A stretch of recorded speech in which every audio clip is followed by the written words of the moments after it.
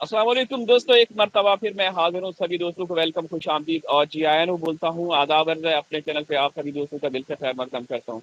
दोस्तों, कैसे उम्मीद है बिल्कुल सभी दोस्त खैर वाफियत से होंगे। इस वक्त हमारे साथ पाकिस्तान से एक बड़ी शख्सियत जुड़ चुके हैं। सुप्रीम कोर्ट ऑफ पाकिस्तान के सीनियर वकील हैदर भाई के लॉयर पाकिस्तान में। तो उनसे आज खसूसी बातचीत करेंगे। जनाब प्रोफेसर डॉक्टर रोशन अली साहब हमारे साथ मौजूद हैं। अस्सलाम वालेकुम सर जी, कैसे हैं? तनवीर, मैं बिल्कुल ठीक हूँ। उम्मीद करता हूँ आप भी बिल्कुल ठीक होंगे और देखने वाले जितने भी हमारे दर्शक हैं वो भी ठीक होंगे। तो सर, दर्शक जानना चाहते हैं कि आप बहुत समय से मीडिया के सामने नहीं आ रहे थे। सबसे पहले तो अपनी मसरूफियात के हवाले से ये बताइए कि आप कहाँ थे? तनवीर, मुझे बड़े लोगों ने मिस किया है, हिंदुस्तान पाकिस्तान समेत पूरी दुनिया से। वो मुझसे मोहब्बत करते हैं, मैं उनसे मोहब्बत करता हूँ। एक्चुअली मेरा मीडिया से दूर जो रहने का जो कारण है, जो सबब है, वो ये है कि मैं जो रेगुलर केसेस थे सुप्रीम कोर्ट ऑफ पाकिस्तान में और हायर कोर्ट में, जो हाई कोर्ट्स हैं, उनमें कुछ मसरूफियात की, कुछ रेगुलर केसेस थे, कैपिटल सेंटेंस यानी सजा मौत के जो केसेस हैं, या ऐसी सिविल अपील्स जो सुप्रीम कोर्ट में पेंडिंग थी। जी, मैं ये बता रहा था कि मेरी थोड़ी निग्लिजेंस की वजह से, क्योंकि मेरा सारा वक्त जो गुजरा है, वो मेरी कोर्ट प्रोसीडिंग्स में गुजरा है। पाकिस्तान में हमारे पास जो है, जो केसेस का फ्लो होता है, पेंडेंसी ज्यादा है हायर कोर्ट में, सुपीरियर कोर्ट में। इस वजह से जो केसेस थे वो बल्क में लगना शुरू हुए हायर कोर्ट में और सुपीरियर कोर्ट में। तो कुछ इस किस्म के केसेस थे जिसमें कैपिटल सेंटेंस के सजाए मौत के केसेस थे, और किसी कातलों को सजाए मौत के घाट तक पहुंचाने के केसेस थे। सिविल केसेस से किसी की जमा पूंजी, दादा परदादा की प्रॉपर्टीज के केसेस है। तो मैंने ये बड़ा जरूरी समझा कि ये जो केसेस है, इसमें मेरी थोड़ी निग्लिजेंसी की वजह से किसी बेगुनाह को सजाए मौत लग सकती है, या किसी कातिल को सजाए मौत से वो बरी हो सकता है और धन दनाता फिर सकता है सोसाइटी में। या कुछ ऐसे केसेस जो सिविल प्रोसीडिंग्स के थे, जो दादा परदादा से जिनकी जो इनहेरिटेंस में प्रॉपर्टीज हैं, वो थोड़ी निग्लिजेंसी की वजह से जो कब्जा खो रहे उनके पास हथें लग जाती, और जो महरूम हो जाते, जो उनके जो हकीकी वारिस थे। इस वजह से मैंने ये जरूरी समझा कि मेरे ज्यादा से ज्यादा जो ध्यान है, जो उस पर टाइम जो है मैं इस केसेस पर मैं लगाऊं।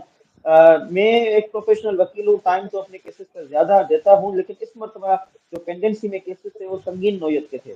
इस वजह से जहाँ जिस केस पे मैं 8 घंटे या 6 घंटे भी लगाता था मेहनत के, पढ़ाई के, या उसको हमारे नोट्स वगैरह बनाने के, उस पर हमने 10-10, 12-12, 15-15 घंटे भी हमने ऑफिस में लेट नाइट बैठ के काम किया। तो ये सारी मसरूफियात थी, इस वजह से मैं बड़ा बिजी रहा हूँ पाकिस्तान में। मेन स्ट्रीम मीडिया में भी मैं नहीं आ रहा था, क्योंकि कुछ इश्यूज, लीगल इश्यूज होते हैं पाकिस्तान में, तो वो कॉल करते, तो उनको भी मैंने एक्सक्यूज किया। पाकिस्तान समेत हिंदुस्तान के यूट्यूबर्स हैं, उनको भी मैंने एक्सक्यूज किया। इस दौरान जो है काफी वक्त में मीडिया से दूर रहा, तो लोग बड़ी कॉल्स करते रहे, मैसेजेस करते रहे, मोहब्बत का इजहार करते हैं, हम भी उनसे मोहब्बत करते हैं। तो ये वजह थी उन तमाम लोगों से दूर रहने की। लेकिन हमने ये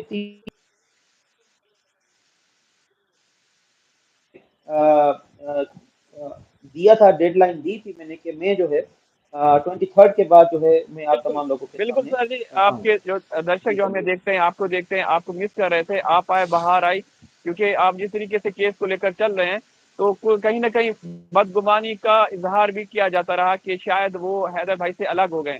ऐसा कुछ था या कुछ? क्योंकि अंसार बनी साहब की जब आपने मुलाकात करवाई हैदर भाई की, और जनाब मोमिन मलिक साहब फिर मैदान में सामने आए, तो इसके बाद आपको नहीं देखा गया।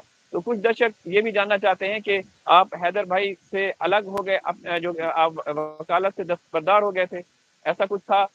आप ये भी क्लियर कर दीजिए, जो दर्शक हमें देख रहे हैं सर। ऐसी कोई बात नहीं है कि मैं गुलाम हैदर से अलग हुआ हूँ। गुलाम हैदर अब जो है वो शुरू से ही जो है मैं उसके साथ हूँ, और मैंने तमाम लोगों से वादा किया था, और मैंने ये गुलाम हैदर से भी वादा किया था, और मैंने अपनी वालदा मोहतरमा से भी वादा किया था कि मैं गुलाम हैदर का साथ नहीं छोड़ूंगा, उसकी मदद करूंगा। वो जब बैतुल्ला शरीफ को हाथ लगा के रो रहे थे, तभी मेरी वालदा मोहतरमा ने मुझे ये केस सौंपने की हिदायत की थी, फिर मैंने उसमें हाथ डाला था केस में। मैं हैदर गुलाम हैदर के साथ हूँ और रहूंगा। मैंने अपनी मसरूफियात बताई है, लेकिन ऐसी कोई बात नहीं है। अगर लोग ऐसा समझ रहे हैं तो ऐसा बिल्कुल भी नहीं है। गुलाम हैदर को अंसार बरनी साहब के पास भी मैं ही लेके गया। मोमिन मलिक साहब जो है वकील, वो जो बने थे, जो बने हैं वो भी अंसार बरनी साहब रोशन अल अज़ीम की मशावरत के साथ ही बने हैं। हमारे पास 2 से 3 ऑप्शन थे हिंदुस्तान में वकील करने के। तमाम वकला साहिबान हमारे लिए काबिल इज़्ज़त हैं, मोहतरम हैं। हम तमाम हिंदुस्तानी वकला की इज़्ज़त करते हैं। हमारे पास 3 से 4 जो है ऑप्शन थे। मुशावरत के बाद जो अंसार बरनी और हमारी जो टीम है, हमने ये फैसला किया कि मोमिन मलिक साहब को ही आगे लाया जाए। ये बिल्कुल हमारी टीम है। मैं इस टीम को हेड कर रहा हूँ। अंसार बरनी साहब आए, मोमिन मलिक साहब आए। आप तमाम लोगों को शायद ये पता होगा कि मैंने करबला कहा था कि मेरे पास प्लान ए से लेकर प्लान बी, सी, डी, प्लान जी तक है। ये आप तमाम लोगों को याद होगा। अंसार बरनी साहब भी उस प्लान बी का हिस्सा हैं और मोमिन मलिक साहब प्लान सी का हिस्सा हैं। इस तरह हमारे पास प्लान डी, ई, प्लान जी तक हमारे पास मौजूद है। एपी सिंह साहब ने शायद इसका रिप्लाई भी दिया था कि हमारे उसके पास प्लान ए नहीं है, ए प्लान एपी सिंह है। तो ये तमाम लोगों को पता होगा। ये सारे मेरे प्लान के मुताबिक हो रहा है। मैंने पहले भी ये कहा था। मैं इस वक्त भी अपनी इस बात पर कायम हूँ कि इस केस को मैंने कुछ स्टेजेस में डिवाइड किया गया है। जितने देखने वाले हैं उनको मेरी ये तमाम बातें जो है याद होती होंगी।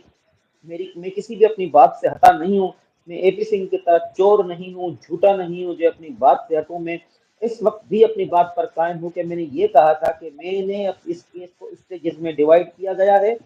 मैंने स्टेजेस में डिवाइड किया है और मेरे पास जो प्लान है, प्लान ए, बी, सी से लेके प्लान जी तक है। मैं आहिस्ता आहिस्ता उस प्लान को यूटिलाइज करता रहूंगा। प्लान आते जाएंगे और इनके एपी सिंह की जो चोर डकैत टीम है, इनके होश उड़ते जाएंगे।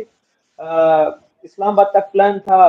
उसके बाद हमारे नए प्लान में स्टेज में अंसार बरनी आया तो एपी सिंह और उनकी चोरों की जो टीम है उनके होश उड़ना शुरू हुआ। फिर हमने हमारे पास हिंदुस्तान से जो है मोमिन मलिक साहब आए। प्लान के मुताबिक, हमारे स्टेज के मुताबिक फिर उन चोरों डकैतों के होश उड़ना शुरू किए। अभी हमारे पास और केस के स्टेजेस हैं। मेरे प्लान के मुताबिक ही हो रहा है। जैसे कि मैं इस केस को डिवाइड किया था, वो स्टेजेस की जो है वो गेम अब तक मैं खेल रहा हूँ। मैं प्लेइंग फील्ड में हूँ।